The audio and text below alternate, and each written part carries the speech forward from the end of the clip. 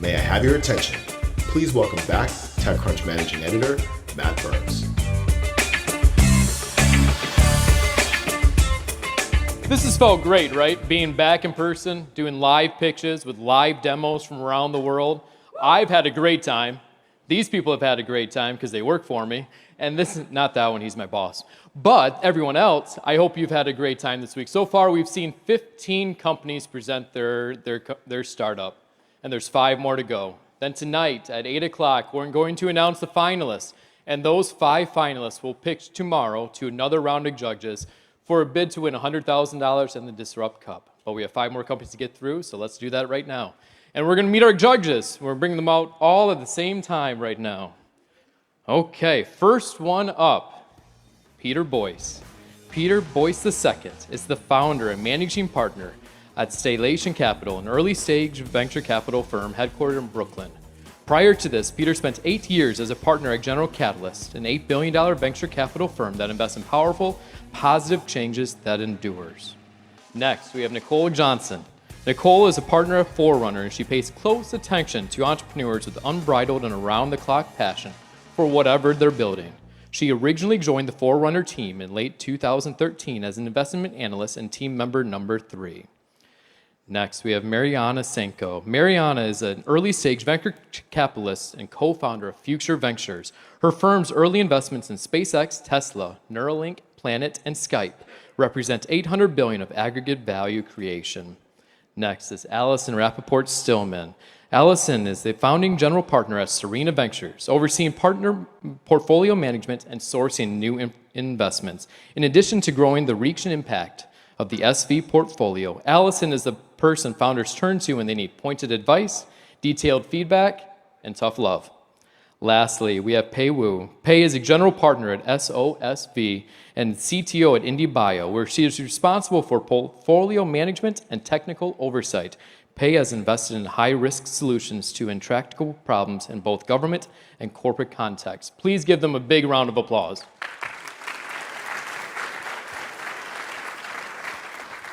I hope you're ready. I'm ready. The judges, I know they're ready. They've been ready for a while, and here we go. So, introducing the first company in the last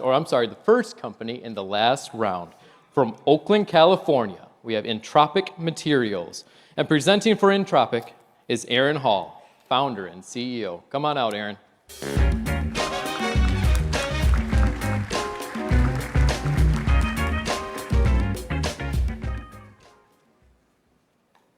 $7.3 billion tons of plastic have been produced since the 1950s, and 86% of that is waste. 6.3 billion tons of plastic on our land, oceans, air. We're even finding microplastics in babies in the womb. This is insane. And so why are we producing so much of this stuff? It's because it's absolutely amazing. Plastics are a critical part of our modern economy. They are an enabling technology in just about every single thing that you and I all love to use. They're a $600 billion industry, so they're not going away anytime soon, unless we have something to do with it. At Entropic Materials, we're commercializing a breakthrough technology that lets us stabilize enzymes and package them up inside of the plastics so they can self-degrade when we're done with them. Now, plastics are made of something called polymers, and polymers are all around us, be it cellulose in vegetables, chitin in crab shells, gluten in your mac and cheese. I used to be a chef, so I kind of think in food stuff. They're everywhere. The list goes on and on and on. And we don't worry about these things polluting our planet. Why not? Because there's another class of polymers called enzymes. And these enzymes can break down those materials and let them go back to the planet where they belong. The enzymes act like scissors, cutting up the individual chains so that there's nothing left behind. And great, let's use enzymes, right? Well, unfortunately, no. We haven't built our systems around that. We've been focused on recycling. Recycling is great when it works, but it's fragmented, complex, it's laborious, the margins are low, it's a hard sell. So we made compostable plastics. Well, that's great, right? Well, sorta. Yeah, they break down, but you need industrial compost to do that, and those pieces of infrastructure are not all that available. and the degradation is slow even when it gets in. And we haven't been able to use enzymes to do the work directly until now. At Entropic Materials, we solve the problem from the inside out. We take enzymes and wrap them in our special proprietary coating that acts like PPE and enables us to take these fragile molecules and put them inside the plastics, where they can be triggered to degrade the materials from the inside out. Now, I couldn't bring a whole compost pile up here, and the polymers are not going to break down in 6 minutes, which actually is probably a good thing. So you'll have to trust me that materials like this, with our enzymes inside of them, break down. And I'll show you some pictures from some of the peer-reviewed publications that we put out in Nature and Science and Advanced Materials, some of the best journals in the world. Here's a polymer film just like the one I showed you. It goes white in just a couple of days. And those white flakes are so brittle that you can pick them up and they turn to powder. We can do this with a wide variety of different plastics, and they completely return to the soil at the end of life. We can also break them down in warm water baths. And this is really important because that's simple infrastructure that's easy to scale and maybe gives us a chance to think about decentralizing our waste stream. And if you do this in an industrial environment, you could actually recapture it and get chemical recycling for a circular economy. And one more thing, we're able to degrade from one end to the other through some clever engineering work that we were able to do, which means we stop microplastics at the source. We're developing a drop-in additive that's readily scalable. Enzymes are incredibly efficient, so we only need to use a little bit, and the degradation is on demand. It requires water and heat. It doesn't happen just on its own. We're starting with PLA, which is the first compostable plastic. It's a $3.5 billion market, and it's one of the fastest growing segments within the industry. And we've chosen this because it opens up a couple of interesting avenues. The first being an expanded design space for products, so we can see more than just cups and bottles and bags being labeled as compostable. We also unlock some of the regulatory burdens, and we enable a wider variety of favorable conditions at the end of life. And we're the right team to do the job. I spent 5 years at UC Berkeley doing my PhD in materials science and engineering, developing this technology. And Jolene has over 11 years of experience scaling up materials in biotech from her time at Ripple, Amyris, and others. We've also been grateful, and we're also very thankful, and we've been lucky enough to have support from the Department of Energy, National Science Foundation, Activate, and a wonderful set of investors in our seed round earlier this year. So connect with us. For brands and users of plastics that are hoping to make an impact, we're going to be doing our first pilots next year, and we'd love to welcome you in on that. And we're also expanding our team. So for those who want to make a real impact on the world and deliver some interesting technology, both in this space and a lot of others that are coming, please reach out. At Entropic Materials, we're changing the way that we make and break materials so that we can live more harmoniously with nature. Please join the movement. Thank you.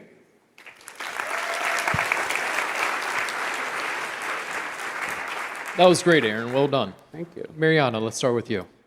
Yeah. The first question that I have is on cost. When you talk about there is a lot of use of plastics, the counter use to plastics is either figure out how to recycle them or use compostable materials. Compostable materials are increasingly coming down in cost. Recycling is coming down in cost. How does your additive compare within that landscape? Yeah, absolutely. That's a really good question. So we're working with, so at the beginning at least, we're working with enzymes that are readily available. They're already used in a lot of consumer goods, as is, things like laundry detergents and cleaners. And so those enzymes are not so expensive compared with a lot of the specialty stuff you'd find in the pharmaceutical environment. We're still working through our detailed COGS models, but we've done some back-of-the-envelope conversations with some advisors that have spent a long time in the industry. And we're looking at sort of the tens of dollars per kilogram range, which is well within the sort of $5 to $50 range that plastic additives tend to be in. And because we're very efficient, we only need to use very small amounts. So we're looking at maybe 1 point, small numbers, not 2, 3, 4x. Got it. Does that answer your question? Yeah. Nicole? Thank you. So you start with the additive product for PLAs. Do you wind up competing with the PLA manufacturers over time? No, we don't. So we actually solve some really key problems that they face. which is one, they would love to be able to degrade outside of that industrial compost, which is what's required now, and that infrastructure is pretty rare. So we're going to be able to expand those degradation conditions to a wider one. And then the second is that in order to have a product be labeled as compostable, which of course any brand that's adopting needs to be able to do that in order to communicate the value to the consumer, it has to break down in 84 days, which means there's this design tension of I'm designing for performance and degradation at the same time. And we basically have a pair of scissors that can cut. And so you can design for performance the way we've done in the past with recyclable materials, knowing at the end it's going to break down. So hopefully we can see a wider variety of products, not just the sort of food service ware that we typically see. Got it. Thank you. Yeah. Pei, let's go to you. So are you planning to be a packaging company, or are you planning to be an enzyme company? No, we're an enzyme stabilization company, and this is the first vertical that we're exploring. We have a lot of interesting angles of using enzymes that we're exploring and doing market research on now that go beyond plastics as well. Peter? Yeah. As you think about the ideal profile of kind of customers you want to pilot with, what are the aspects of a brand or a product that you want to prioritize working with first? Yeah, that's a really great question. I think it's a strategic one. I was in some plant-based food stuff early, and I saw, Impossible partnering up with David Chang and, sort of rolling out, right? And so obviously like a Patagonia would be an amazing company. They're very mission aligned and values aligned. But we also really want to deliver impact with this part, right? I'm a material scientist. I did polymers. We have a plastic waste problem. These are like my people, right? This is where this came from. And so I also want to scale up over time and really hit, a Nestle, a Coca-Cola, Pepsi, right? Some of these larger players who really make a large impact, so we can deliver on both fronts, right? Great. Allison?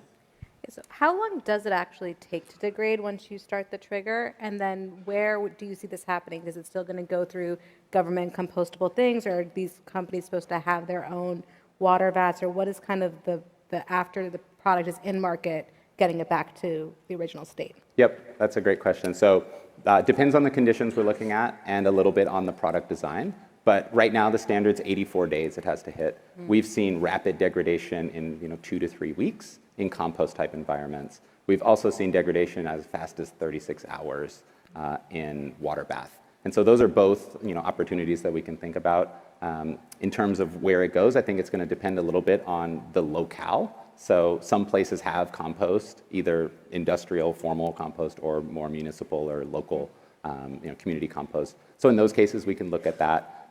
Possibly home compost, we'll validate that. But they don't need a special individual, there's not a new technology that needs to happen to trigger these? No, so it's water and heat. So the compost is totally fine with that. The water bath idea is something that we could do, sort of in a home. It's very simple. It's a pretty simple piece of infrastructure. It could also be done at larger scale, or could be done at an actual manufacturing plant. If you think about a lot of those like samples, right? You get a rectangle, you cut out a bunch of circle pouches, you're left with that sort of cookie sheet full of holes. We could take that scrap, break it down, and then repolymerize it into plastic again for a circular economy kind of approach. Pei, let's go back to you. Does the enzyme have to be actually integrated into the polymer, or can you actually develop a whole process to do decomposition on virgin plastics? Like outside of the composting? Yeah, so in theory, you could have enzymes degrading from the outside in as well. One of the unique features of our technology is that we actually can get inside the plastic. And so that's one of the differentiating factors from some of the other companies that are looking at enzyme plastics. But that being said, our technology has been shown to enable us to take enzymes and put them into foreign environments, acellular, things like organic solvents. And so we get retaining performance and material or enzymatic function in those environments. And so I don't think that that's off the table. That's something we could look at as well. That's neat. Mariana, last question, please. Are there any constraints in terms of your capacity to have the perfusion of the enzyme through the PLA or plastic, whether size, thickness, type of material? Oh, like just in terms of processing? Yeah. Yeah, so what we've done so far, we've done solvent cast films, we've done melt cast film, we've done extruded fibers. We recently got some injection molding equipment in our lab, a little tabletop unit, so we're going to be doing that. I don't see any reason why we won't be able to integrate into all of those because we're making a master batch. So you take plastic pellets, you add in a little bit of additive as powder, and then it gets processed through the system. We'll be working through and identifying if there are gaps, but there's lots of engineering we can do on that front too. Thank you. Thank you. Thank you very much, Aaron. Give him a round of applause.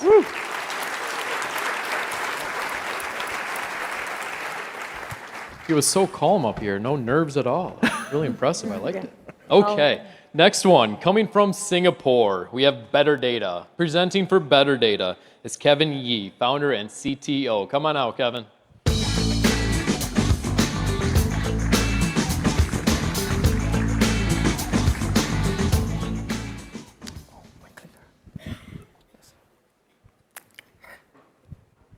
"87% of us can be identified with just these three elements alone.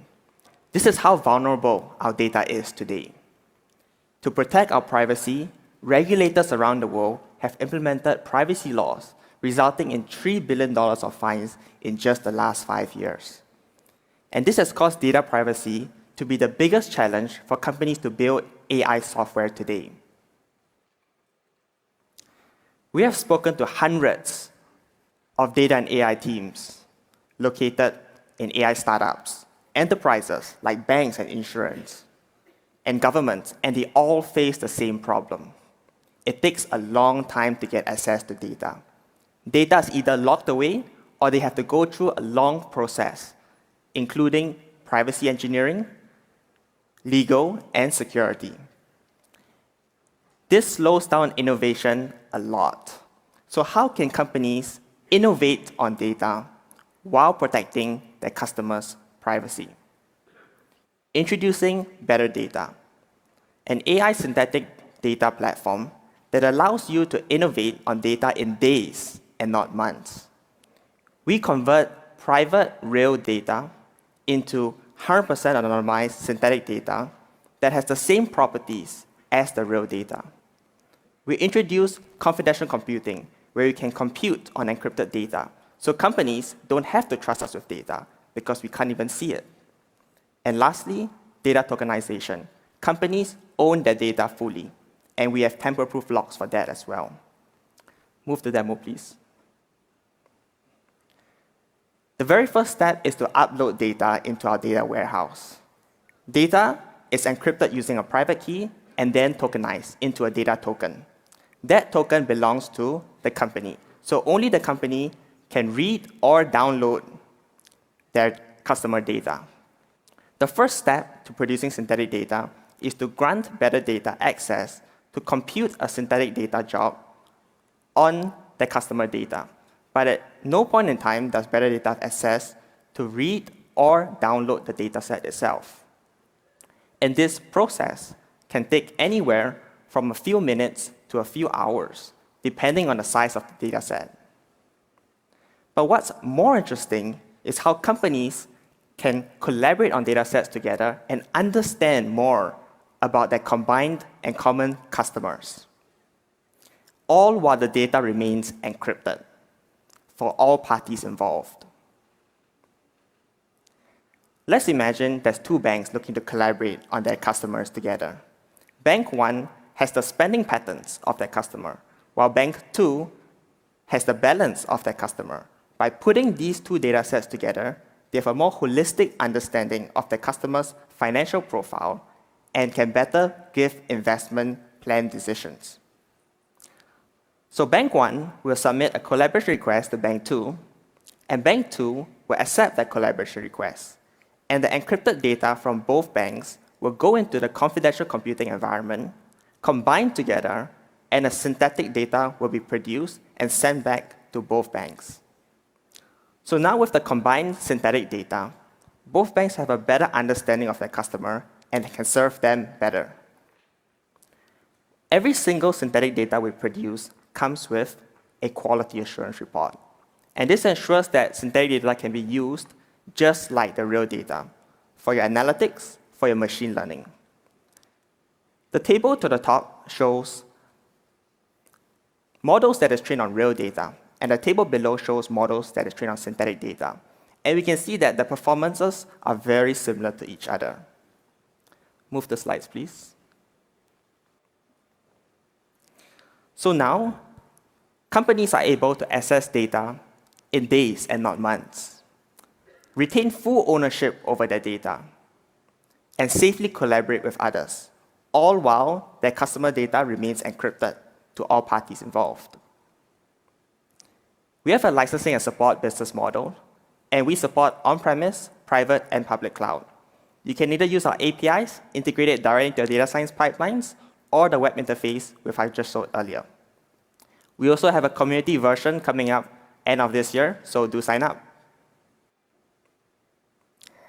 In 2 years' time, most of our AI models will be trained using synthetic data.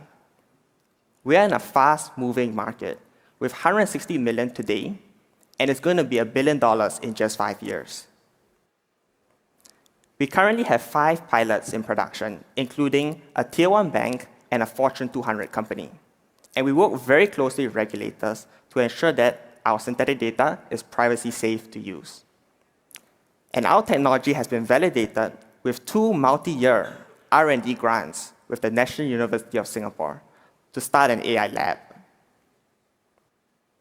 We are a team of 9 with security, AI, and ethical hacking backgrounds. And we have a combined experience of 50 years in academia as well as industry. And we are the people to protect your data. If you're a data team or an AI team that is frustrated with how long it takes to share or access your data, don't let data slow you down. Go synthetic and come talk to us. Sign up for our product today. Thank you.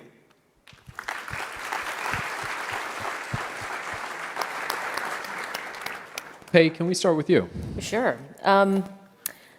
How are you planning on doing pricing? Is this going to be like a liability-based model, or how do you anticipate that working?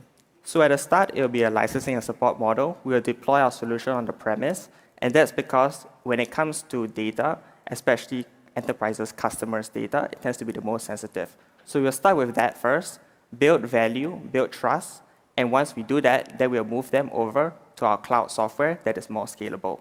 So in both cases, it'll be a monthly subscription fee. Great, thank you. Peter? No, it's pop quiz style. That's good. How do you think about like the ideal kind of profile of the buyer? Is it a CISO at a large bank? I'm curious about how you kind of enter and start the conversation, knowing how hard it is to sell into Fortune 100, Fortune 500 companies. So we mostly start with the data teams. Okay. And largely, we work with enterprises that are really big, collect a lot of data about their consumers or customers, and they are in highly regulated industries. Okay. So finance, healthcare, governments. Got it. And it's not always a straightforward way to get directly into the data team or the head of it. So sometimes you have to go through a path, but usually that's when we make the sale. Got it. Thanks. Thank you. Nicole? Thanks. How computationally intensive is the process, and how much of an edge do you have there over the best solutions? So in terms of speed, this is not one of the biggest concerns when it's producing synthetic data, because generally speaking, real-time use cases don't really use synthetic data. Generally speaking, we are trying to build a synthetic data set so we can train a machine learning model, not really a real-time process. But in terms of, so that's speed. Is there another question which you have? That's good, thank you. Awesome. Got it. All right, Allison?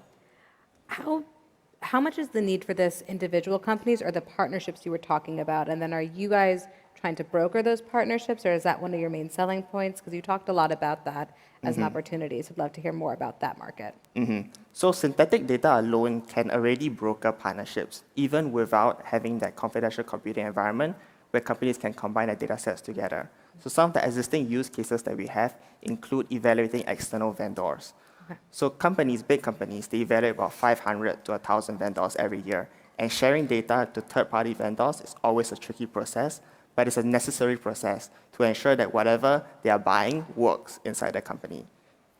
Great. Mariana? So I completely concur with your thesis that synthetic data is a natural evolution for almost anyone who's trying to build novel models.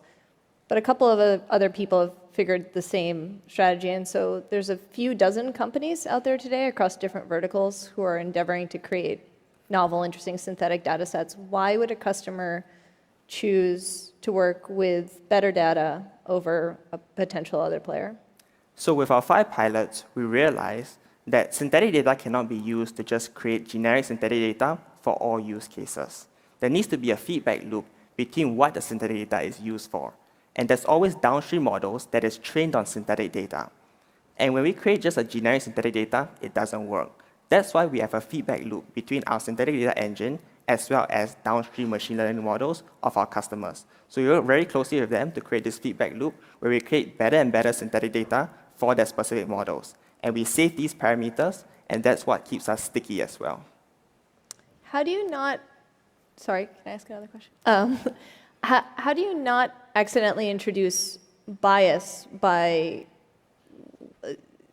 within a feedback system, then you're trapped in the loop of the system, which is the system's asking something of that data, you're in some continuous learning process, giving it an answer to tune it, but then eventually the company will run on real data, which now it's been trained on a synthetic data set that's tuned to the AI model. Like, have you actually done a full life cycle where one of your pilots has actually then gone and run their algorithms on real life data sets of their existing customers and said, yeah, these models still work with fidelity? So right now it's still in pilot, but when it comes to test cases, which they have put aside to test this system out, it performs really well. Anything else? Give it up for better data.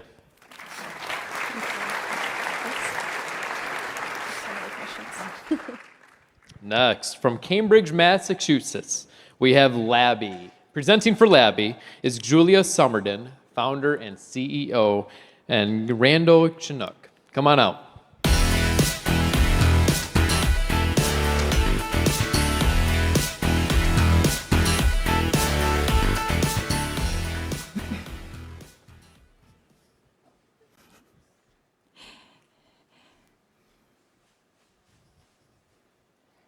Yep, can we reset the clock, please? All right, Julia, all you. Thank you. 60 billion people worldwide consuming dairy product, milk, cheese, butter, yogurt, nutrients for bones and for babies. Having safe and high-quality milk is essential for consumers.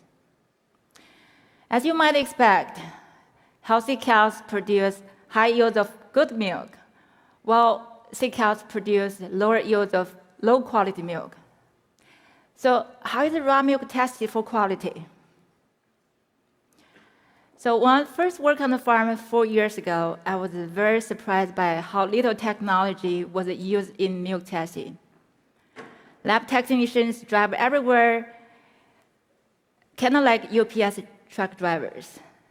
Then hand pick up milk sample from each cow one by one, then pack them into plastic bottles, then before sending them to a lab that's often hundreds of miles away. It kind of like travel back in time 50 years. So this lab-centric testing is time-consuming, labor-intensive, and often prone to human errors. So lack of real-time information is a big problem for the industry. Today, dairy farmers only offer testing once a month. Between the days, farmers have a little information about the health of their cows. So mastitis is a case in point. It is a bacterial infection that inflames the udder. It reduces milk yields, devalues milk quality, and requires increased antibiotic use. It causes food loss and waste up and down entire dairy supply chain. It is also the most common yet expensive disease that costs the dairy industry $32 billion annually. Mastitis is hard to detect, kind of like COVID, and spreads easily among the herd. To stop it, you need to test often and test early. So introduce Labby. Born out of MIT, Labby brings the lab testing technology to field. Our solution has 3 modules. First, an optical milk analyzer with embedded machine learning. Second, a portal with customized data visual for milk quality and health management. Finally, a remote veterinary support from our animal care partners for best practices and recommendations. Switch to the demo table, please. So what's showing here is one of our product, a handheld milk analyzer. We can do the inline sensing. So our milk analyzer is very easy to use.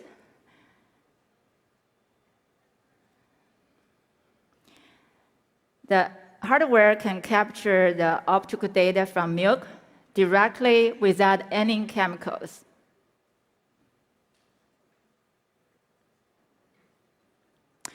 Then data will be analyzed in real time in just about 10 seconds.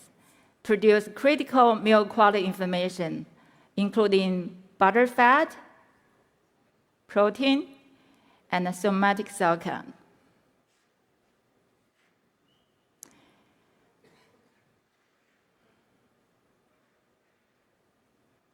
Give it a few seconds. The internet is something slow. Could be Wi-Fi.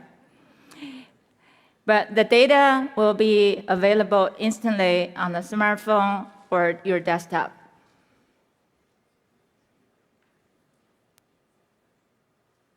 I will just wait a little bit.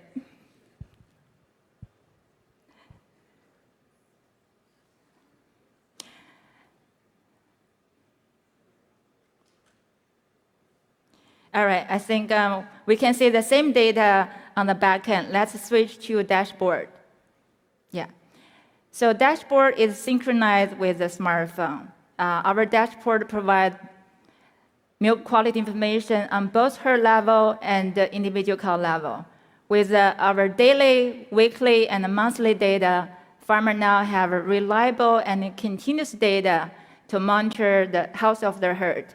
This removes potential human errors and identifies mastitis before it spreads among herd and causes major economic losses. Switch back to PowerPoint, please.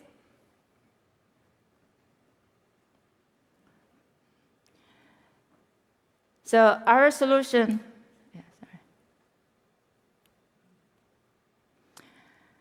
So our solution can be easily scale up entire supply chain, from dairy producers, veterinarians, to dairy co-op and dairy processors, enormously reduce the length and the difficulty of the testing process.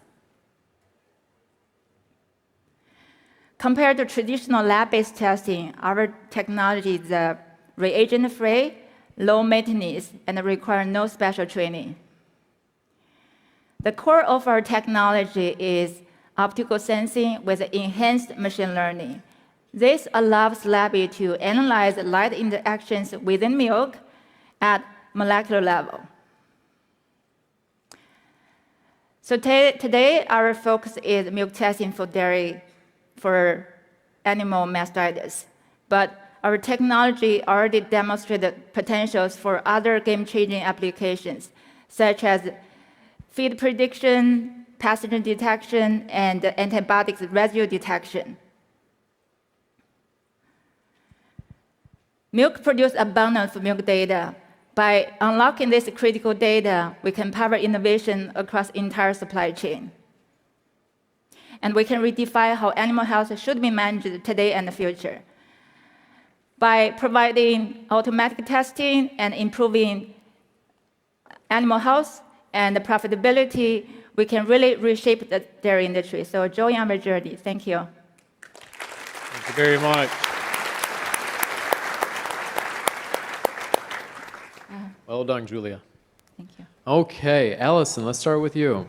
Sure. You said that this would be much cheaper and there's no training required. How much cheaper is it, and how much education do the farmers and producers already have there? Is this something that you guys have to actually educate them on, and how do you do that?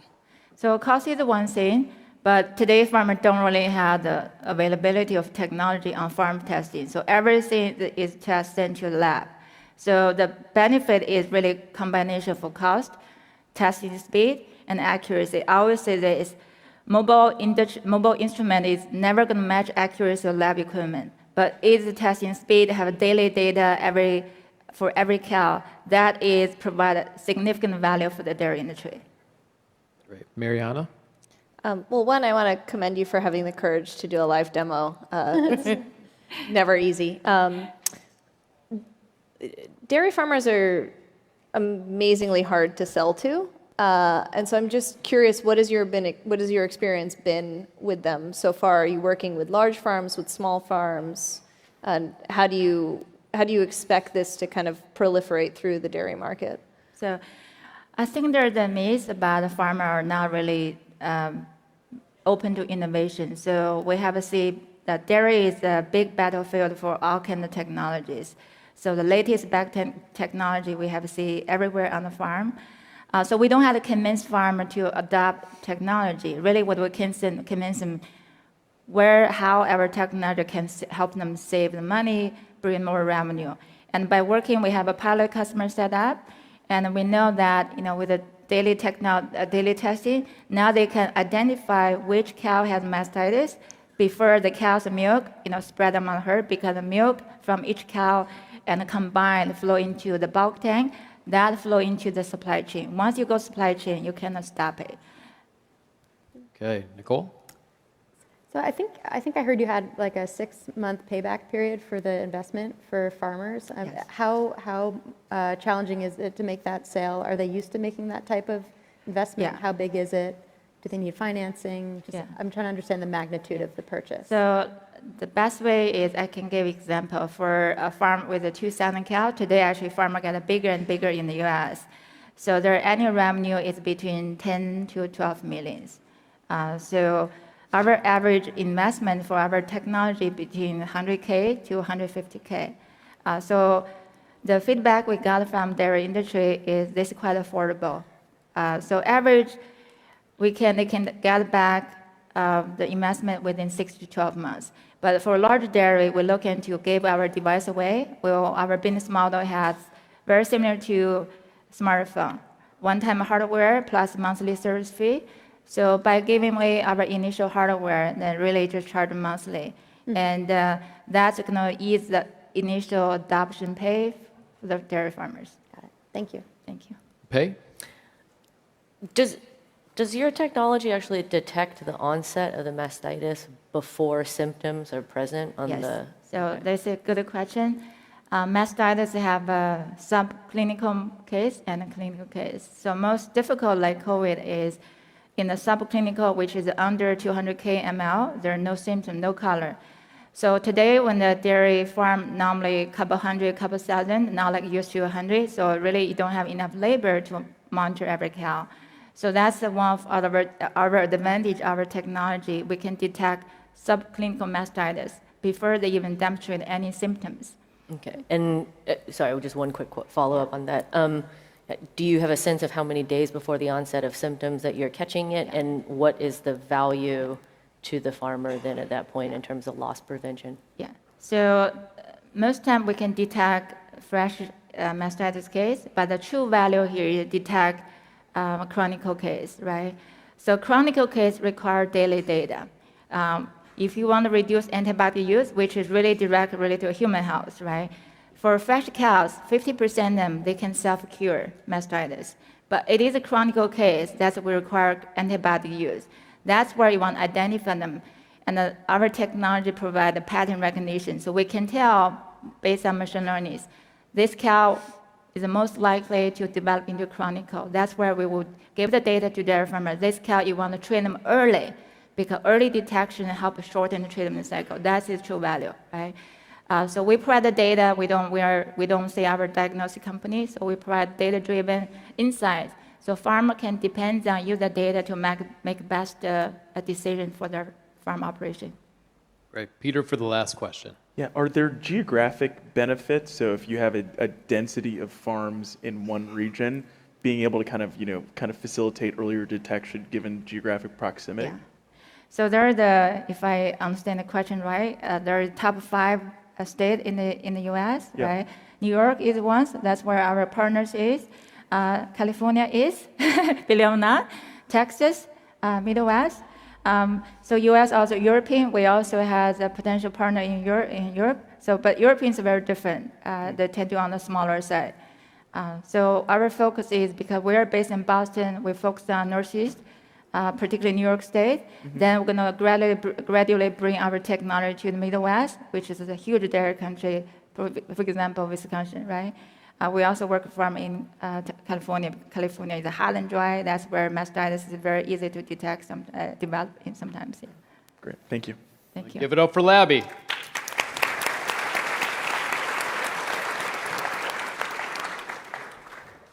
Okay, next up from Milwaukee, Wisconsin, which is kind of funny after the cow company.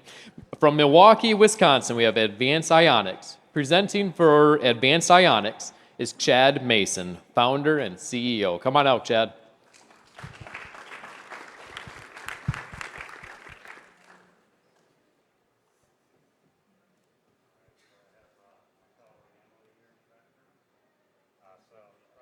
Oh, your mic's not on. Can we check his mic?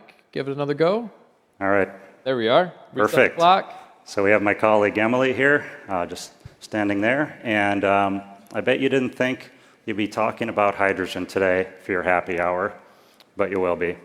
So hydrogen is quite ubiquitous. It's everywhere in just about everything, and you don't think about it. So take your plastic cup, for example, the items in your cell phone, even the food you eat or the beer that you drink. Hydrogen is used in just two industries, primarily. Ammonia and petrochemicals is 90+% of all hydrogen used today. Now, I like the ammonia example. Because I grew up on a family farm in North Dakota. And so hydrogen is used to produce ammonia, which is used to make fertilizer, which goes into the crops that feed the world. And I used to actually drive a tractor like this growing up on that farm, and so I know a lot about this. Now, these heavy industries are highly polluting.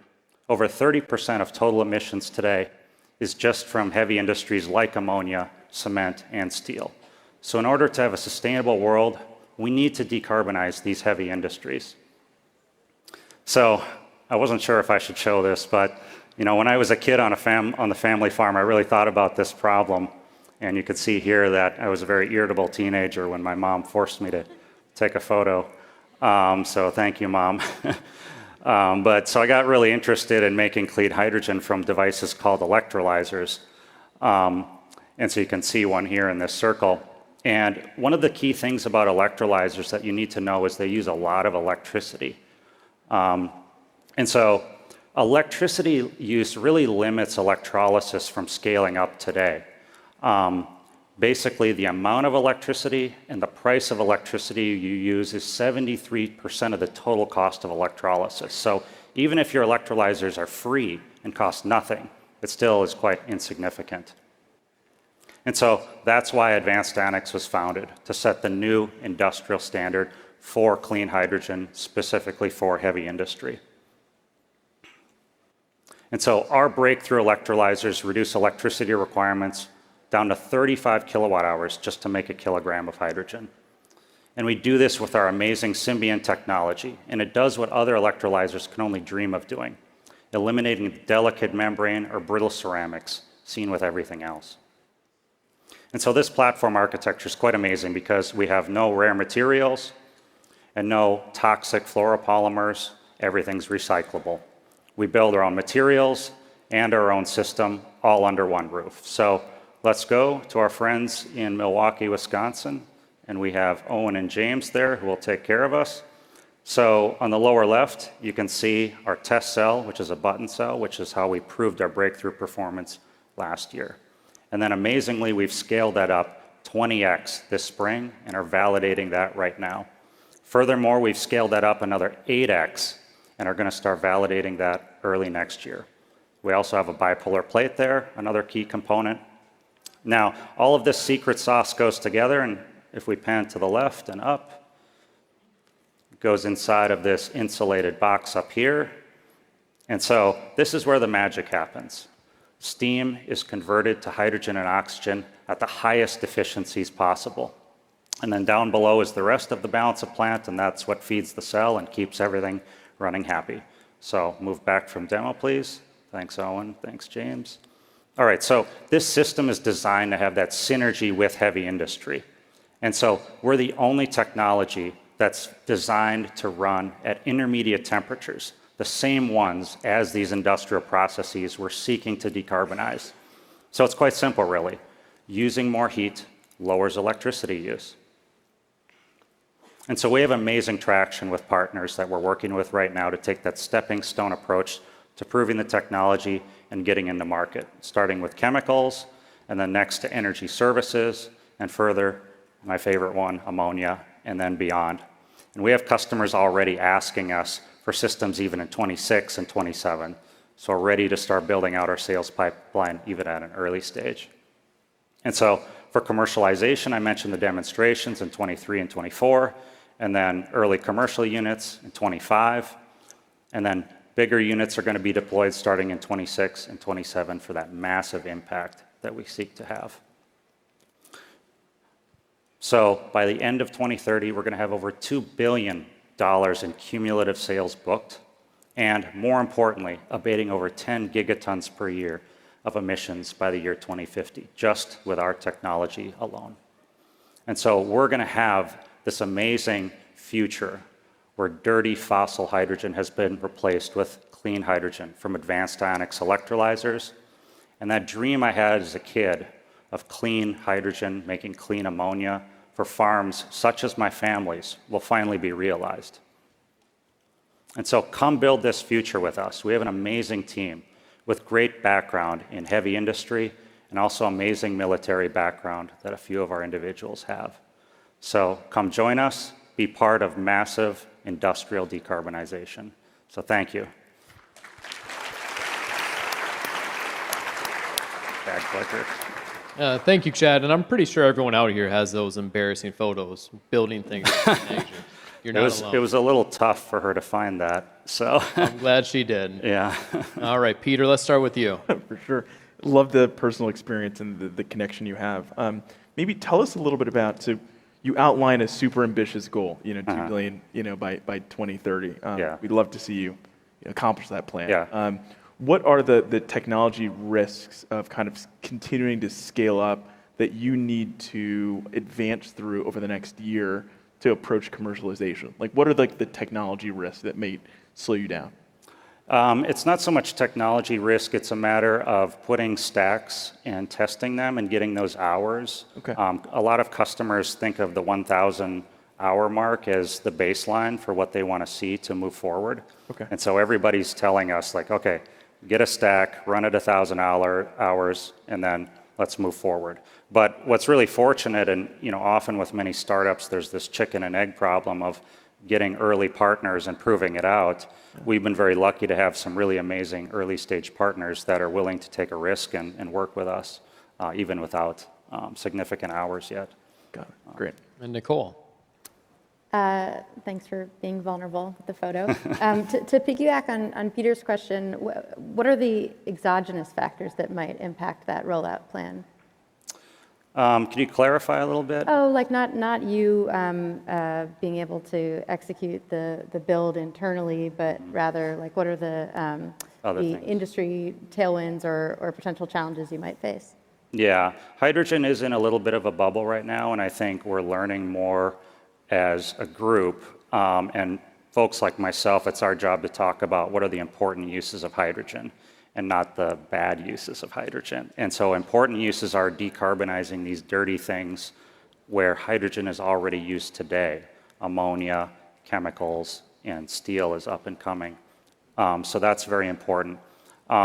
We have good winds at our back with government policy. The new IRA bill that's been passed helps stimulate production.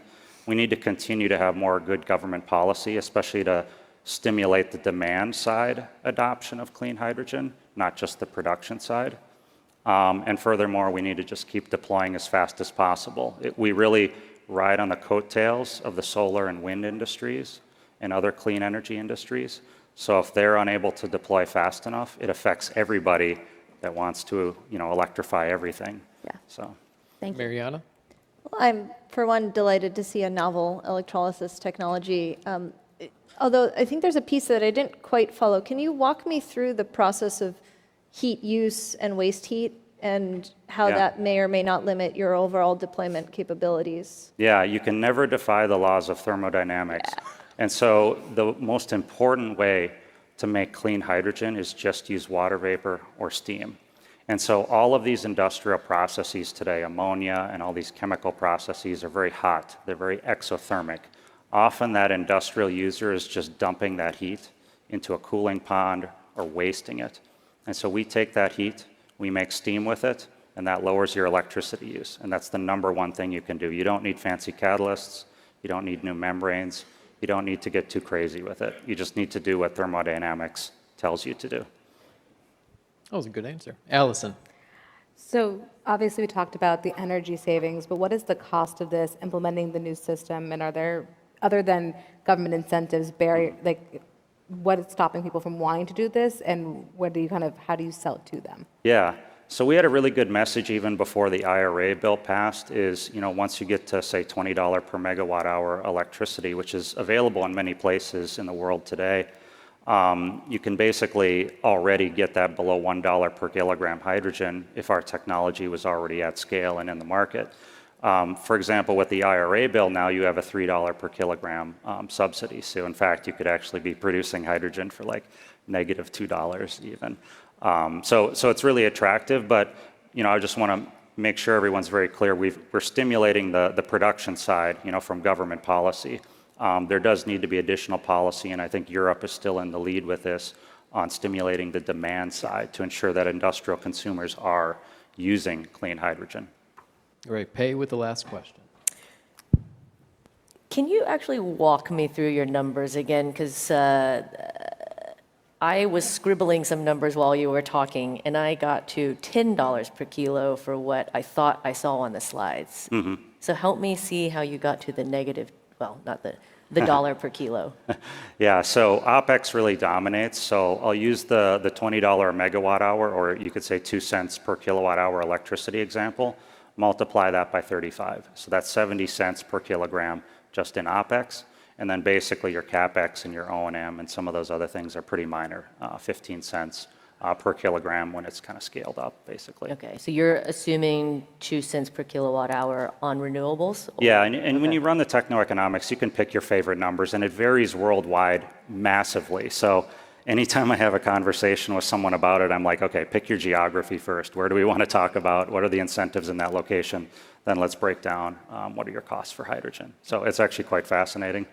Okay, thank you. Yeah. Well, thank you very much. Give it up for Advanced Ionics.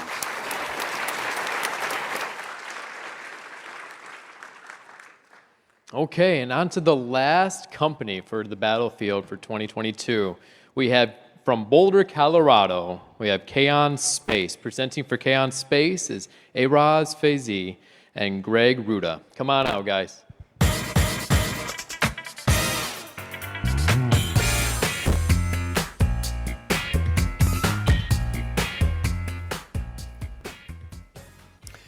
There are 1 million pieces of debris larger than 1 centimeter in diameter in Earth orbit. They're traveling at 17,000 miles an hour. That's 10 times faster than a bullet.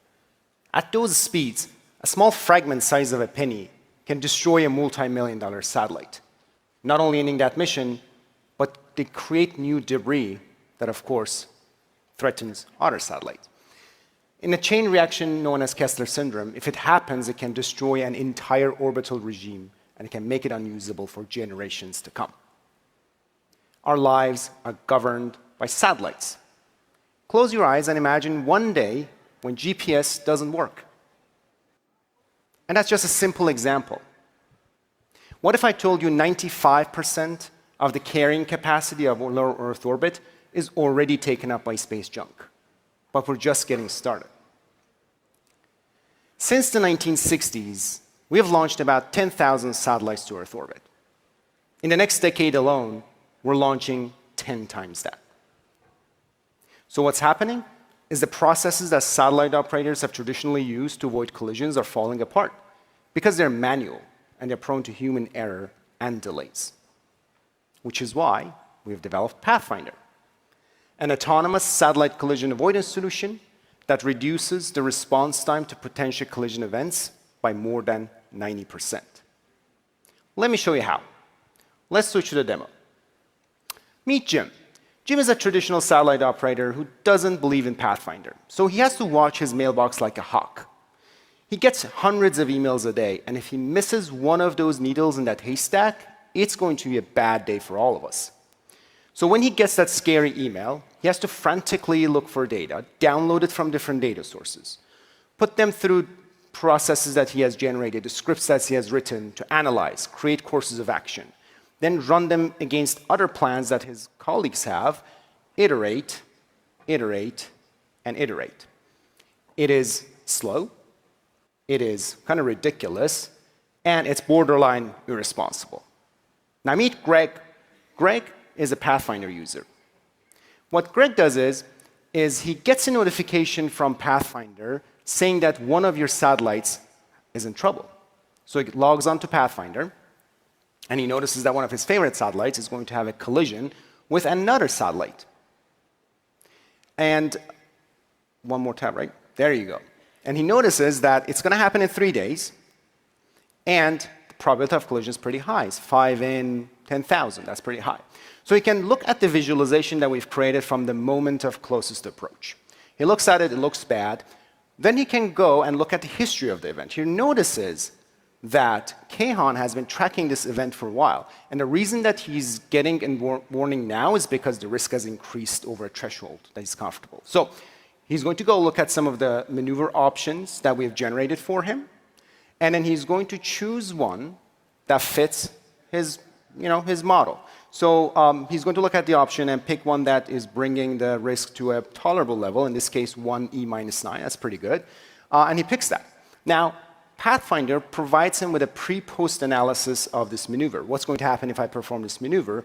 And not only that, we also provide a full 3D visualization and simulation of the event, and he can see what happens if he performs the maneuver or if he doesn't. The blue line shows you a satellite with after performing the maneuver.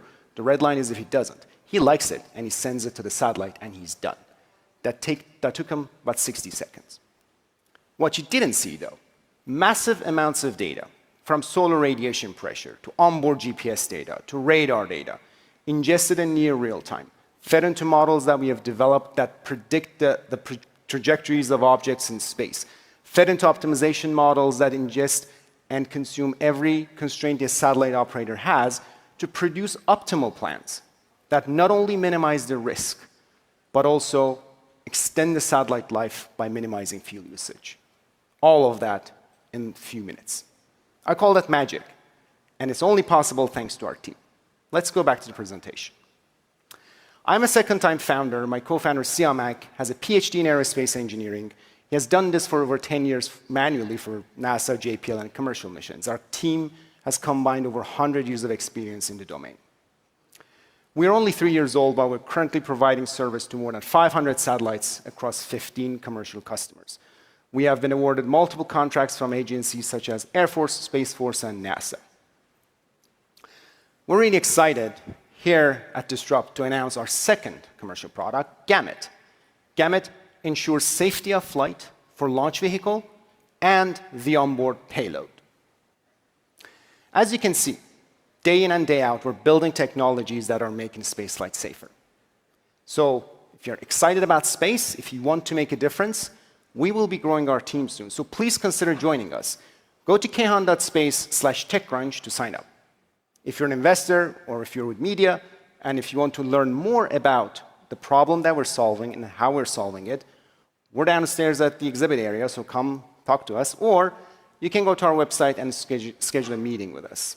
Thank you for your time. I'm looking forward to talking to you all. Thanks.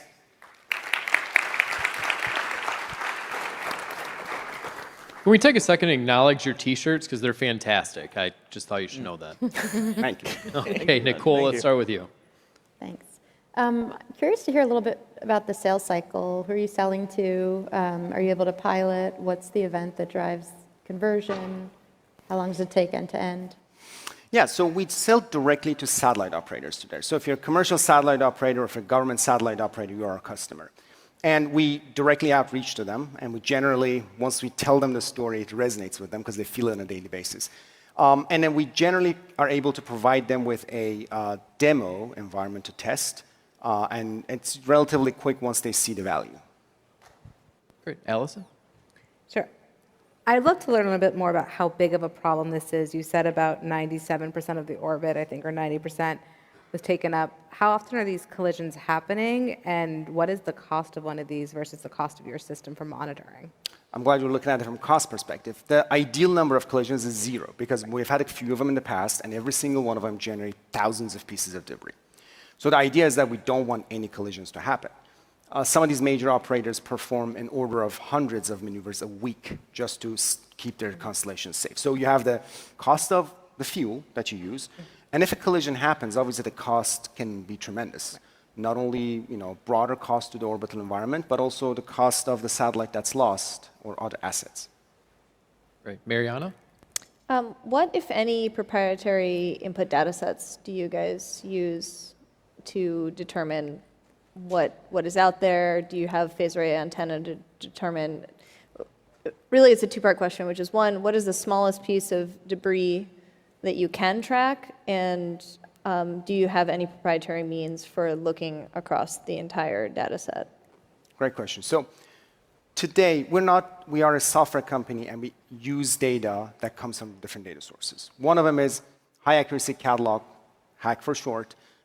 It's maintained by the US Space Force. They track generally anything larger than 10 centimeters in diameter in Earth orbit very routinely. So we overlay that with GPS space data that we ingest from our customers and some other constellation that provide it, makes it a very accurate representation of space. Now that said, there's a big gap that other companies are working to cover, and that's including US government, to track objects that are lethal. They're large enough to cause damage, but we can't track today. Pei? I have a very basic question. No shade to Greg, the operator, but why does there still need to be a human in the loop for your system? So we actually, good question. We have intentionally made this last process human in the loop, just to create that trust between us, because we are a startup, we are a small company, and in aerospace you need trust, right, for your system to work. So, but our goal is full autonomy. Completing that feedback loop to the satellite. Okay. Peter? Sure. I love thinking about space. Having named my firm after constellation, so this is great. Tell us, are there future other ancillary kind of products that you can sell? So like I think about insurance. I think about a future trip where you're helping kind of vacuum up debris. Like, are there any big, bold ideas and experiments you can kind of launch in the far out, so maybe 5 years from today? No, great question. You kind of answered some of it yourself. Yeah. So it's all about the data. It's all about algorithms. So the more data we gather on where objects are and what intentions are, that opens the door to many products, one vertical being insurance. Yeah.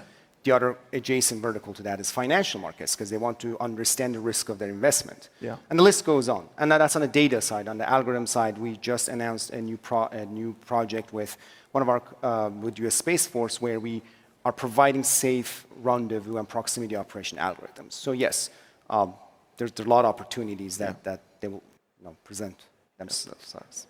Thank you. Anything else? All right. Thank you very much, Kion. Thank you. Give it up for him.